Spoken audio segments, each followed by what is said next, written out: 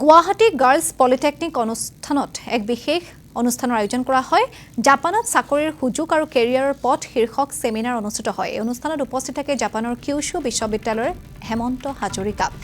অসমৰ সুসন্তান হেমন্ত হাজৰিকাই আন্তঃৰাষ্ট্ৰীয় কৰ্মক্ষেত্ৰত সফলতা সন্দৰ্ভত বক্তব্য আগবঢ়াইছিল। এই অনুষ্ঠান অনুষ্ঠিত হৈছিল Guwahati girls polytechnic ইনষ্টিটিউটত।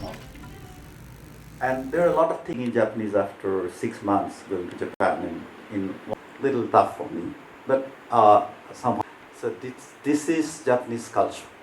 Because become an advisor, technical advisor for called National Institute of Technology in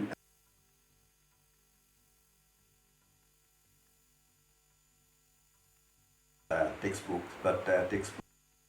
আজি অনুষ্ঠানটোৱে আমি এটা আয়োজন কৰা নামটো দিছোঁ আমি interactive session on job opportunity and career pathway in Japan. প্ৰকৃতাৰ্থত আমাৰ যিসকল কাৰিকৰী শিক্ষাগত আমাৰ অভিযন্তা বা কনিষ্ঠ অভিযন্তা আমাৰ শিক্ষানুষ্ঠানৰ পৰা ওলায়, তেওঁলোকে কেতিয়াবা উচ্চাকাংক্ষী হয়। তেওঁলোকে জাপানৰ নিচিনা এখন প্ৰযুক্তিবিদ্যাৰ ক্ষেত্ৰত আগবাঢ়ি থকা দেশত কাম কৰিবলৈ পঢ়িবলৈ আগ্ৰহ কৰে, কিন্তু তেওঁলোকে কিছুমান তথ্যৰ অভাৱত পিছ পৰি থাকিব লগা হয়।